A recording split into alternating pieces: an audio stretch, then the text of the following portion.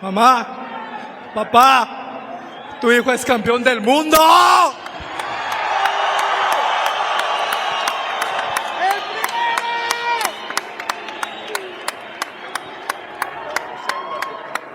My goodness, man. What a beautiful night of boxing we had.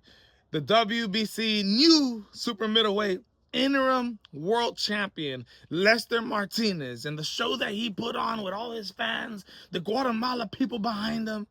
My goodness, man.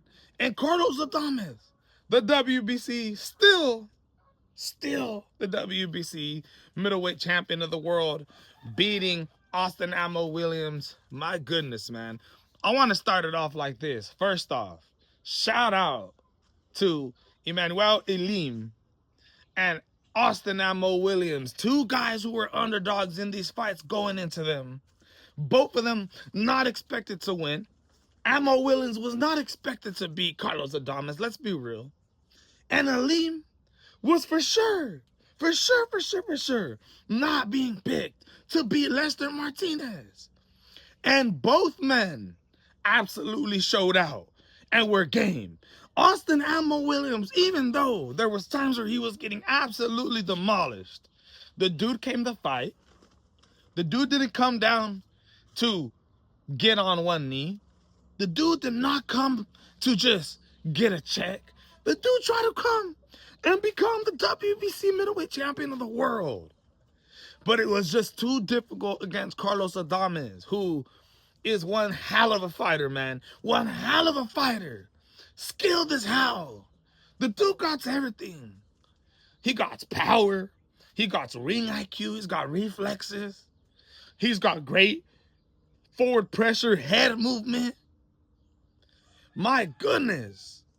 Does Carlos Adames look absolutely fantastic? And Lester Martinez? Man, bro, this dude's going to be a problem for anybody at the super middleweight division. Christian Mabili and Lester Martinez were mandated to have that automatic rematch. It didn't end up going down. Christian Mabili was elevated. That should have been Lester Martinez. Lester should have got his rematch with Christian Mabili, beat him in the rematch, which he would have, and then he would have been the one that's elevated, possibly fighting against Canelo Alvarez. But now, it is what it is. He's the WBC super middleweight champion of the world interim, and it's only a matter of time before this dude ends up getting a world title shot. Christian Mabili, Canelo Alvarez, we're going to see how all that plays out. We know for a fact that is the fight that is happening on Mexico versus the World, September 12th. Canelo is fighting Christian Mabili, and it was noticeable as soon as they elevated this guy. You knew for a fact, I see what they're doing here. They're setting up Canelo Alvarez with a world title shot automatically against Christian Mabili. You've seen at the awards ceremony of 2025, you've seen Turkey only post one picture of a couple fighters that were there, and it was Canelo Alvarez and Christian Mabili shaking hands. Looking, man, Lester Martinez is a goddamn problem for anybody, bro. And I can't wait to see what's going to end up, happening with Canelo Alvarez and Christian. And then we're going to see how everything ends up playing out. But Lester Martinez, congratulations, bro. The crowd, the Guatemala, the first world champion ever from the country of Guatemala, is just amazing. The emotions that were pouring into him, getting down on his knee, crying. Lester Martinez has been working so hard, trained by Bomac, Terrence Bud Crawford, and has finally become a world champion, dude. I love watching things like this in the sport of boxing come to fruition. Some dudes go their whole careers without winning a world title, ever winning a world title, or even being in a world title event. To just make it to that level is amazing. And to win it and be the first one to do it from your country, you can tell Lester Martinez has an amazing backing, man. The Guatemala people absolutely love him, and he represents them well. This guy, he's not a disrespectful dude. He comes in and puts on exciting fights every time. He mixes skills with power and velocity and volume, man. It's a beautiful, beautiful mixture that I like to watch every single time Lester Martinez steps in the ring. Now, Absolutely fantastic main events. There's one fight that I want to talk about. Abdul Kakarov. Kudratillo. Abdul Kakarov. He sat down. Yeah, something's up. Obviously, he's going to get booed, but, you know, and if this was a guy that had this reputation to do this, you say, okay, you know, you start to get a little suspicious. But Abdul Kakarov is actually the opposite. He's been in some really tough fights. He's always shown himself to be a rough character himself. Here's what we saw right in front of us. I thought he was praying at first. I know. I saw his eyes squint, and I could tell that something was up.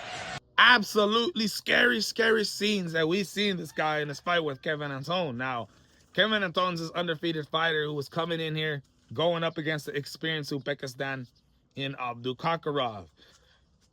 This is a guy, Abdul Kakarov, who actually gets in wars, who has never quit the way that he did in that fight that he did last night. I heard some of the people in the crowd booing him. The dude was suffering some brain injuries. After the first round ends, he walks back to the corner and is holding his head like, ugh. And he had some brain injury. His head was hurting so much that they had to stop the fight after the first round. Look, man, I pray for that guy, bro. I'm praying for Abdul Kakarov. I hope everything gets better with him. You know, seeing something like that happen in the ring is scary, bro, because some of these dudes, I'm glad that they stopped it, because I guarantee you there are many boxers in the past that have got headaches and migraines during these boxing matches, but didn't end up quitting because they're macho and they feel like, oh, it's going to be okay. It's going to be okay. They put themselves back in that ring, and then things end up changing forever. Life can change forever, bro. You think you're this macho man, you think you're strong, your brain's hurting, it is what it is. I'm gonna push through it. You go in there, the next thing you know, you got brain damage for the rest of your life. The way he was holding his head, it looked like something was wrong with him, bro. Like if he was having some internal brain swelling. It looked like it was painful. He was like, ugh. He was like, ugh. You know what I mean? Pushing the sides of his heads. Abdul Kakarov, I'm pretty sure, was sent to the hospital. I tried to get some update information on him, but nothing yet. I looked at his Instagram channel, but nothing yet. Hopefully, everything is fine with my dog, man.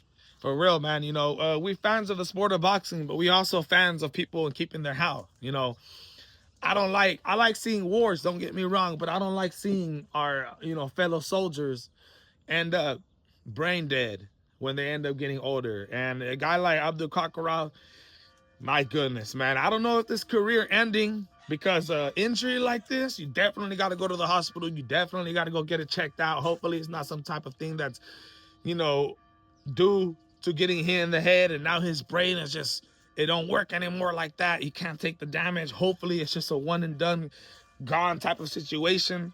Hopefully this does not affect the rest of his career and his mindset. You know, if it is a bad brain injury, man, you don't know how he's feeling right now. You don't know if he's feeling like he should just quit the sport because it's killing him.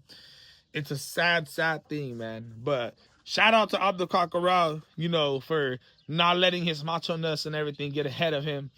Somebody who actually cares about these fighters, man. Hey, shout out to Abdul Kakarov. Pro Box TV put on an amazing card. Carlos Adames, Austin Ammo Williams, what a goddamn fight that was. The stock has risen for all four of these fighters. Emmanuel Lim, Lester Martinez, Carlos Adames, and Austin Ammo Williams, all of their stock has just risen. It was nothing but a beautiful night of boxing. And I love it, man. When you see these guys go into these fights that you think you're going to lose, but end up coming and putting on wars, man. Absolutely fantastic stuff. This is the MMA Boxing Addict channel reporting to you. We got still Carlos Adames is the WBC middleweight champion. The 160-pound division continues to get more and more exciting. You just had George Leonard defend his British and Commonwealth middleweight bout and also become the IBF Intercontinental Champion against Tyler Denny. The 160-pound division just continues and continues to get more stacked, better fighters in there. And I can't wait for the future, man. Lester Martinez making history yesterday in the sport of boxing, something I'm glad that I got to witness. It's always beautiful to see somebody from their country become the first ever, man. Wow. Fantastic night. Let me know what you guys think. Time to get back on the breaking news. I'm out.